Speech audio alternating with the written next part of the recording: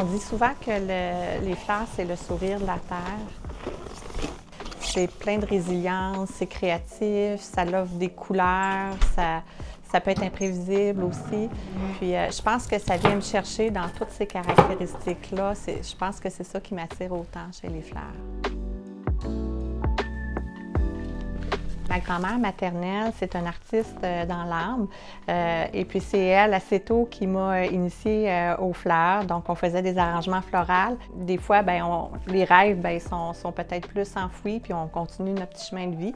J'ai poursuivi mes études universitaires en orientation. Rapidement, au bout de 2 ans, j'ai senti que c'était pas ça vraiment que je souhaitais. J'avais besoin de la connexion à la nature, le côté créatif aussi.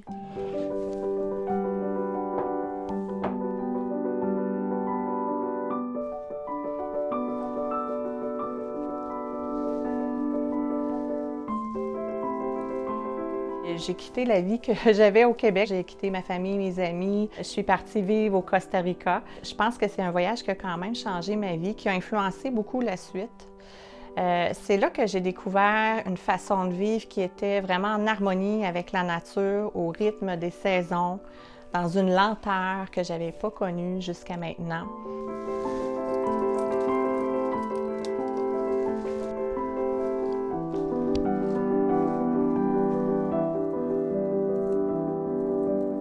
À mon retour au Québec est arrivée l'opportunité d'acheter la fleuriste du village. Mais au final, je pense que c'était vraiment les fleurs qui étaient là, qui me nourrissaient, qui étaient ma passion. C'est pour ça que maintenant, j'ai laissé tomber le volet pignon sur rue et je me suis concentrée sur mon atelier floral.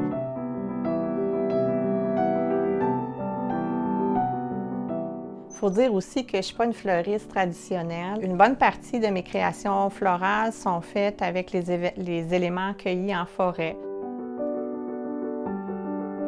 L'hiver, on pense que c'est mort, mais il y a encore quand même beaucoup d'éléments qui peuvent être utilisés dans le sapinage. Il y a encore des mousses. J'ai peut-être hérité un peu de la passion de mon père aussi avec les plantes, les fleurs. Puis à chaque année, j'essaie de cultiver certaines fleurs dans mon jardin, certaines plantes. Puis ensuite, je les propose.